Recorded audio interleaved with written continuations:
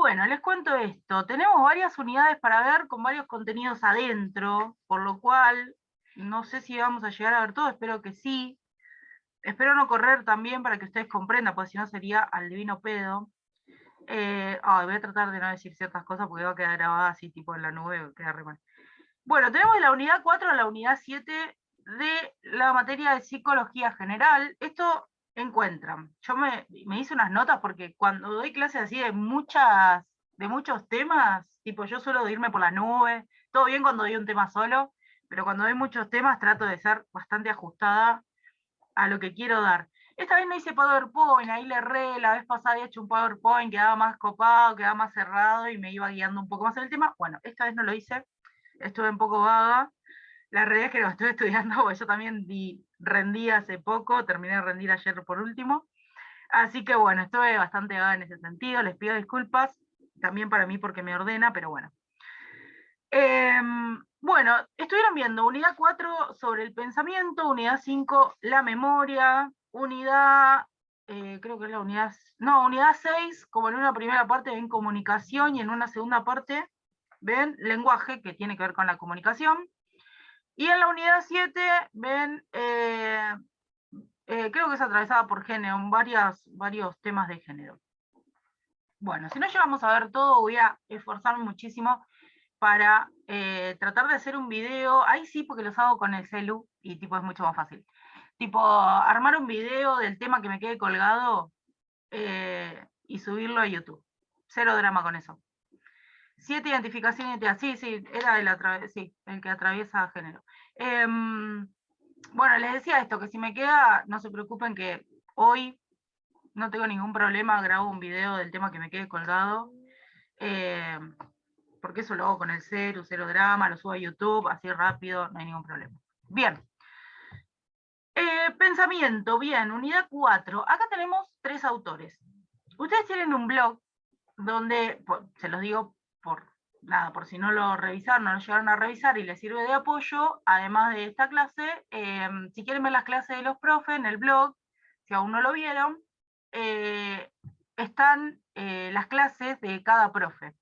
En el tema de pensamiento, no recuerdo qué profe está, lo que sí me acuerdo es que la clase de Piaget la da Fusco, está buena, o sea, Maxi con esa tranquilidad con la que da las clases la hace muy copada y entendible. Nada, eso me acuerdo de que está Fusco explicando Piaget, después tienen a Freud y a Vygotsky en este tema de pensamiento. Bien, vamos a mirar 3 ejes diferentes. Como ustedes saben, en la primera parte vimos todo lo que fue paradigmas. Ustedes saben que los paradigmas son teorías donde nos paramos y que cada uno tiene como una mirada diferente, por eso es importante saber, digamos, cada uno de los paradigmas, qué características tiene y demás, porque esto les iba a servir para esta segunda parte. Como bien saben, Freud lo encontramos en el inconsciente, que fue totalmente creado por él, y después encontramos a Piaget y Vygotsky en el constructivismo. ¿Sí? Bien, como esto tienen diferentes miradas, desde Piaget y Vygotsky vamos a ver como un tema de desarrollo tipo evolutivo, pero evolutivo tipo en el desarrollo, ¿sí? No evolutivo como la ciencia, tipo, no sé, como de los animales, antropológico, digamos, sino evolutivo al paso del tiempo, quiere decir, por ejemplo, que yo a los 7 años debería hacer una cosa, a los 8 debería hacer tal procesamiento, a eso me refiero. Sin embargo, Freud va por otro lado, digamos. Eh, digamos que deja fuera lo evolutivo, sino que ustedes saben, toma como punto la constitución del aparato psíquico porque cree en un sujeto que se constituye y no que evoluciona, ¿sí? Son cosas distintas. Recuerden que esta evolución de la que hablamos no es evolución antropológica, ¿sí? Si bien tiene que ver con la edad, no tiene que ver con eso. Bien, en el caso de Freud vamos a tomar esta teoría psicoanalítica que viene del inconsciente, vamos a hablar del conocimiento y cómo cree Freud que se construye el conocimiento en el sujeto. Lo primero que vamos a ver es, como ustedes ya lo han visto anteriormente, es en la constitución del aparato psíquico, ¿sí? En esta constitución de la que Freud nos habla, que este tema va a ir enganchado con el siguiente, que es memoria. Ténganlo en cuenta porque nada, después va muy enganchado un tema con el otro. Bien, en el tema del conocimiento, Freud nos va a hablar más de cómo se constituye desde el aparato psíquico, digamos, y nos va a hablar de dos cosas o de dos procedimientos que se dan, que son muy interesantes, que es, en primera instancia, el placer y después el displacer. Entonces Freud acá nos va a decir, el placer se construye mediante el inconsciente. ¿Cómo sería esto? Nosotros cuando somos bebés tendemos a tener como una pulsión que todo el tiempo nos intuye a pedir cosas, ¿sí? Esta primera, digamos, pulsión, digamos, por decirlo de alguna manera, o como ustedes quieran decirlo, o sea, esto que nos impulsa a eso, a querer todo el tiempo desear cosas, se llama, o es llevado por el principio del placer. ¿Qué es este principio del placer? Que todo el tiempo quieren estar satisfaciendo esa necesidad que se les está proyectando, ¿sí? Por ejemplo, el bebé, ustedes van a ver que cuando la mamá, por ejemplo, llora, ¿no? La mamá no le da la teta, o qué sé yo, no sé, el papá o quien sea de la familia, no le da la mamadera, en un principio el bebé hace como esa, espera, si va admitiendo compañeras, ¿eh? Hace ese ademán, digamos, de estar tomando igual la mamadera o la teta, aunque no la esté tomando, como al aire, ¿no? A veces uno tiende a ponerle el dedo o ellos mismos se chupan su dedo, y eso, unidad 4, estamos en conocimiento. Ahora vamos a llegar a la 6, ahora explico bien cada unidad. Decía, no me quiero perder, que el bebé hace eso, ¿no? Eso de sentir esa necesidad de que el plan, o sea, de que sea pensamiento, conocimiento, sí, casi lo mismo. Es en realidad comunicación es la 6. Cómo se construye, sí, el conocimiento, el pensamiento, por eso viene arraigada la memoria. Bien, decía esto de que el bebé va a ser esta noción. Ahora vamos a ver por qué conocimiento, yo les decía, pero podemos decirle pensamiento. El bebé lo que va a hacer es esa cosa de hacer como que chupa algo, y a uno tiende a ponerle el dedo, al bebé mismo a ponerse su propio dedo y calmarse por un ratito, ¿no? Entonces nosotros nos preguntamos cómo se llega a ese punto, digamos, de que el placer sea de alguna manera satisfactorio. Bueno, esto se inscribe en la huella anémica, esto lo vieron en la primera parte también, la huella anémica que está inscripta en el bebé, que la huella anémica se inscribe mediante la primera vez que la mamá le dio la teta, ¿sí? O que alguien le haya dado la mamadera. Claro, exactamente. Por eso cuando se duermen, sí, exactamente. Hacen eso, incluso sueñan con eso. ¿Por qué? Porque lo tienen inscripto en la huella anémica. Esto es en el inconsciente. Todos nosotros sabemos, después vamos a hablar igual de los sueños, pero todos sabemos que lo que soñamos es porque lo hemos percibido, ¿sí? La percepción forma una huella anémica en el inconsciente. Hay huellas anémicas que que no quedan para siempre, y hay unas que quedan inscriptas para siempre y nos marcan en un montón de cosas. En este caso, como dice la compañera, uno cuando duerme vuelve a ese momento del inconsciente, está en su total momento de inconsciencia. Bueno, el bebé también, pero el bebé no tiene tanto lapso de vida como tenemos nosotros, además nosotros tenemos cosas reprimidas. El bebé no tiene ese lapso de vida que tenemos nosotros. Entonces, vuelve a lo poco que tiene, que es su primera inscripción de huella anémica, que es el haber tomado la teta de la madre. El bebé, para que ustedes se den una idea, cuando nace es como que siente algo, tiene una sensación, algo le molesta. Esa sensación de molestia no le sabe poner el nombre comer, eso se lo escribe la madre. O sea, el lenguaje se lo damos nosotros, le decimos, quiere comer, llora porque, pero el bebé siente una molestia, no sabe bien por qué. Bien, se da cuenta que esa molestia, que llamamos comer, esa molestia se satisface cuando la mamá le pone la teta. Entonces, succiona. Ese succionar vuelve a la madre y a él uno solo. En eso no me voy a meter, es muy intrínseco lo que estoy diciendo, pero para que ustedes lo entiendan. Se vuelve uno solo. Pero más allá de eso, ahí se crea la primera huella anémica. El momento en el que la madre o le da por primera vez la teta o le dan una mamadera, tipo en el momento en el que el bebé se da cuenta de que puede calmar eso que siente satisfaciendo de alguna manera exterior. Bien, que para el bebé no es exterior, pero no importa. Bien, eso sería el principio del placer. ¿Sí? El principio del placer es ese primer momento constituido desde la huella anémica, y es lo primero que va a tener el ser humano. Ahora, hay un texto de Freud que se llama Más allá del principio del placer. ¿Por qué hay un texto de Freud que se llama Más allá del principio del placer? Porque el más allá del principio del placer, voy a hacer un spoiler, que no sé si alguien de acá alguna vez va a leer a Freud, pero bueno, si alguien de acá va a leer a Freud ya sabe la respuesta final.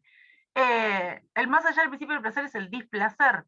El ser humano tiende toda la vida a no sentir displacer. Por eso el bebé se chupa el dedo, porque no quiere sentir ese displacer, ¿se entiende? Por eso esta primera instancia la llamamos principio del placer, ¿sí? Que es el inconsciente totalmente regido por él, o el ello totalmente regido por él, cualquiera de los dos, ¿sí? Por el principio del placer. Bien. Ahora, ¿qué es este displacer al que el hombre, o a la persona, o el sujeto, más que nada, vamos a hablar del sujeto porque Freud habla del sujeto, el sujeto no puede acceder todo el tiempo? ¿Qué pasa? Con el tiempo, nosotros vamos haciendo ciertas represiones, ¿sí? Esto es importante porque también le va a salir para otro tema. Nosotros vamos haciendo ciertas represiones. Recuerda el chupete hasta esperar que su madre satisfaga esa necesidad también, el chupete. Me he olvidado el chupete, sí. Tipo, yo siempre lo tiendo a ponerle el dedo, o a que el bebé se ponga el dedo. Nunca me acuerdo del chupete. Bien, esto que decía del sentir displacer, digamos, es algo que el ser humano como que trata de evitarlo todo el tiempo, ¿sí? Pero nada, con el paso del tiempo sucede. Pero nosotros al tener represiones, no me voy a meter mucho en eso porque ya lo tendré que haber visto en la primera parte, entonces entramos en un principio de realidad. ¿Por qué? Porque al conformarse el aparato psíquico, que ustedes ya lo vieron en la primera parte, al conformarse el aparato psíquico, nosotros tenemos que entrar en un estado de realidad. Les voy a dar un ejemplo. Si alguien de acá trabaja en el ámbito de salud, en algún momento se tiene que haber cruzado con la psicosis. La psicosis es un estado total de inconsciencia, de no vivir en la realidad, ¿sí? Por lo cual no le causa al sujeto ese displacer. Nadie puede entrar en un estado, sí, se puede entrar en un estado de psicosis, pero tiene que haber sido psicótico antes, no importa, no me voy a meter en eso, pero nada. No, nadie puede de un día para el otro ser psicótico, eso nada más le quiero decir. Lo que pasa con el tema de la psicosis, que me sirve para este momento, es que vive como en una realidad paralela, ¿se entiende? Como en un estado de... ¿no hay displacer en la psicosis? No hay displacer en la psicosis porque viven en un estado como aparte, digamos, viven en otra realidad. Y el recurso para ese día placer es la represión. Claro, lo que va a pasar, sabes que no es placer la represión. Lo que va a pasar es que va a empezar a suceder en el sujeto que va a empezar a reprimir cosas, ¿sí? A lo largo del tiempo va a empezar a reprimir. Esa represión hace que nosotros entremos en un principio de realidad, que es cuando se conforma el yo. Esto ustedes lo tienen que haber visto, displacer. Ah, sí, displacer sí. Esto ustedes lo tienen que haber visto en la primera parte, que es la conformación del aparato psíquico. Ustedes saben, cuando se conforma el yo, está regido por el principio de realidad, ¿sí? Bien. Ese principio de realidad es lo que nos lleva a que nosotros ciertas cosas las tengamos reprimidas, porque si no, estaríamos todo el tiempo deseando cosas. ¿Se entiende? Si nosotros, primero, si nosotros no tuviéramos un yo conformado, estaríamos todo el tiempo en un total displacer. ¿Sí? Y esto a veces pasa con las personas que tienen autismo. Con las personas que tienen autismo pasa el hecho de que no tienen generalmente se le dice borde, ¿sí? Para que ustedes lo tengan en cuenta. Entonces, al no tener un borde, que es conformar ese yo, al no tener un borde, igual estoy hablando re genérico, chicos, al no tener un borde, ustedes van a ver que, por ejemplo, todos conocemos, hay algo que es común, digamos, más allá de que conozcamos el autismo o no en su profundidad o no, alguna vez lo hayamos estudiado o no, todos sabemos que, por ejemplo, qué sé yo, ante ruidos muy intensos, ante luces muy intensas, generalmente las personas que tienen autismo tienden a reaccionar. ¿Por qué tienden a reaccionar? Esta es la pregunta que quizás nadie se hace.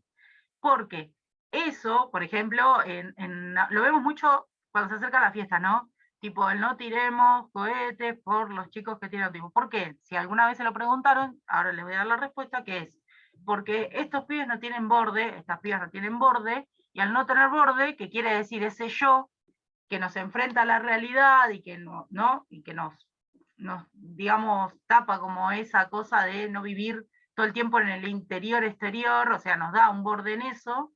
Bueno, estos chicos al no tenerlo, todo el tiempo lo que sienten, lo sienten como si fuera dentro suyo.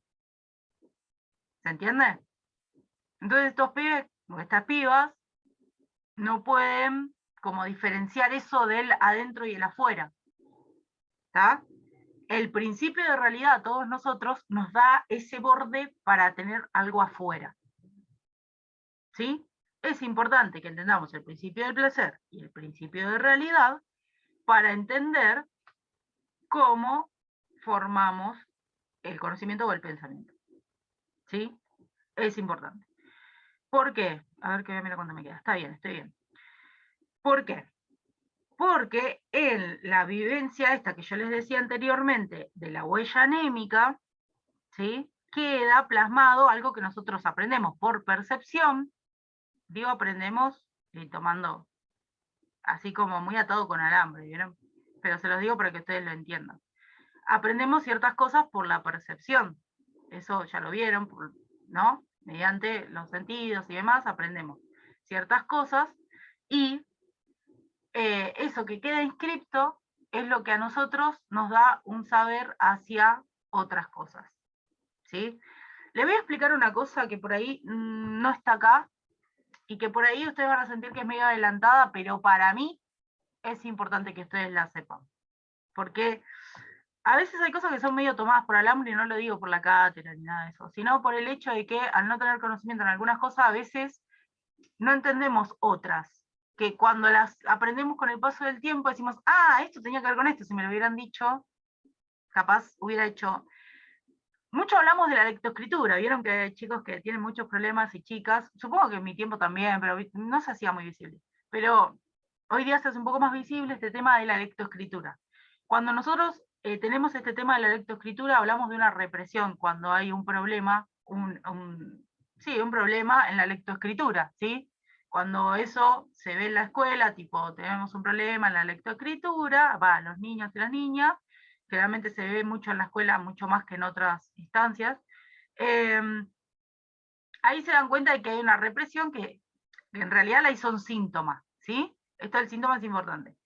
La hizo un síntoma, ¿qué es un síntoma? Algo que yo hago, o sea, mediante otra cosa, ¿sí? Un síntoma puede ser, por ejemplo, igual súper agarrado de los pelos, pero un síntoma puede ser, hace frío, se me pone la piel de gallina, ¿sí? Como, bueno, esto, pero más desde el lado psíquico, ¿sí? ¿Se entiende? Ejemplo, el estrés o los ataques de ansiedad, todas esas cosas son síntomas. Bien. Para la lectoescritura, por ejemplo, es un síntoma de represión. Yo tuve que hacer o sea, para aprender a escribir, yo tuve que hacer represiones, ¿sí? Bien, un problema en esto es un problema en la represión. Acá juegan el principio del placer y el principio de realidad, están en juego, para que ustedes lo tengan en cuenta. Les doy este ejemplo para hacerles un ejemplo más común en nosotros que estamos estudiando, ¿no? Me parece que esto de hacer un ejemplo más común en algo que se nos hace siempre o algo que, qué sé yo, no sé, al estar estudiando, al estar en la facu, digamos que trato de buscar ejemplos que sean acorde a algo que podamos visualizar más rápido. Yo sé que esto no está escrito en lo que le dieron y ni nada, pero es una manera, me parece, mucho más fácil que ustedes pueden llegar a entender lo que les estoy diciendo respecto al principio de placer y de realidad.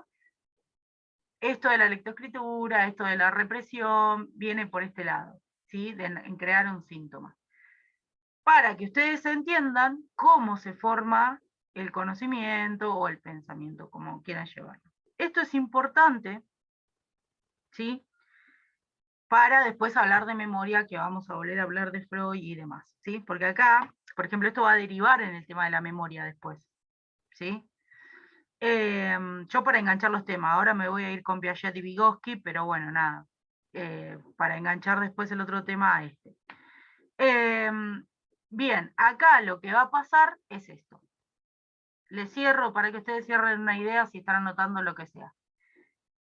El pensamiento se forma a través de la huella anémica mediada ese principio de displacer que se formó primero. Recuerdan, el bebé llorando, ¿qué tiene? Un displacer. ¿Qué hacemos? Inmediatamente darle de comer o ponerle el dedo o que él mismo se ponga el dedo para causarse placer. ¿Sí? Bien. Mediante eso se forma la huella anémica. Volvemos a esa experiencia de satisfacción para aprender ciertas cosas. ¿Está? Ahora, en el principio de realidad, nosotros podemos poner en... ¿Ay, podrías repetir, por favor? Sí, va bueno. A ver si lo puedo explicar más Gracias. claro. ¿Se cortó justo? Bueno, igual voy a tratar de explicarlo más claro porque lo quiero dejar claro como para que a ustedes les sirva, digamos, lo que... Porque cuando lo lean, yo sé que se van a perder en algunas cosas. No, no es divertida, ¿eh? Es porque cuando tocamos los primeros textos es una cagada, a mí también me pasó. Principio de placer, principio de realidad. Voy a hacer un recorrido ahí. Principio de placer teníamos. Primera huella anémica. ¿Qué pasa? Para que se cree esa primera huella anémica, el bebé tiene que llorar. O sea, tiene un displacer. Llora. Inmediatamente se le da de comer. ¿Sí? Digo, se le da de comer como se le cambia el pañal. Vamos a hablar de comer. Se le da de comer. ¿Sí?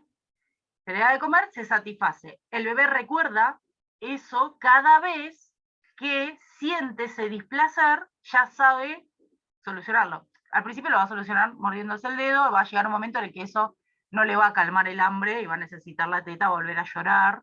Ese principio de displacer lo volvemos a llenar con eso. ¿Está? Bien. Se crea la primera huella anémica. Tenemos ahí una primera inscripción que nos sirve de conocimiento. Ya sabemos durante ahora toda la vida que cuando tenemos ese displacer, comemos.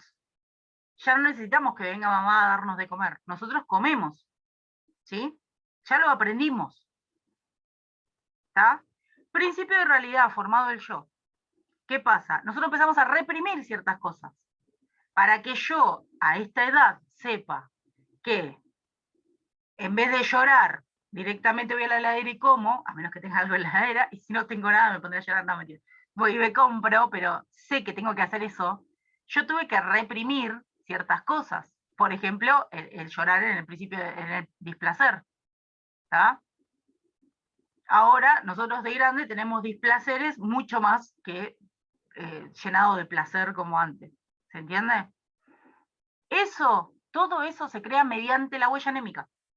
Todo lo que nosotros ya aprendimos es mediante la huella anémica y las represiones que se crean en el aparato psíquico. Eso para que ustedes lo tengan en cuenta, o sea que la realidad es reprimir el llorar y directamente comer. Claro, la realidad es como que nos pega en la cara, digamos. La realidad lo que va a hacer es eso, es crear represiones que nos ayuden a vivir, porque si no, no... Imagínense que todo nos cause displacer. Como yo les decía el ejemplo del autismo, no fue en vano el ejemplo del autismo, tómenlo. El ejemplo de la gente que tiene autismo, yo se los dije, para que ustedes vean lo que es vivir en todo el tiempo ese no principio de realidad, ese no estar, digamos, todo el tiempo, ¿no? Viviendo como si todo me absorbir. El bebé es eso. El bebé es eso, es todo el tiempo absorber cosas y por eso llora mucho más que una persona grande. ¿Será convivir con el displacer? Y sí, podríamos decirle así, sí. Sí, bueno, llega un momento, viste que hoy día también, en los tiempos en los que vivimos, tratamos de no vivir en el displacer. Por eso los chicos con autismo se ponen muy nerviosos y con estrés, claro, exactamente. No solo nerviosos y con estrés, ni siquiera. O sea, directamente les agarra un ataque, o sea, porque es una cosa que absorben. Se va a terminar, queda un minuto. Sí, entramos por el mismo coso. Es verdad, mira, queda un minuto. Volvemos a entrar por el mismo coso. Sí, le agarra ataques, claro. Es por eso. Es porque vive todo el tiempo, no tiene principio de realidad, digamos. No puede reprimir cosas. Todo el tiempo le pegan las cosas. Bien. Corto y vuelo con Piaget y Vygotsky, que los pasamos un poquito más rápido. Freud a veces es un poquito más difícil de entender. Vuelan por el mismo link.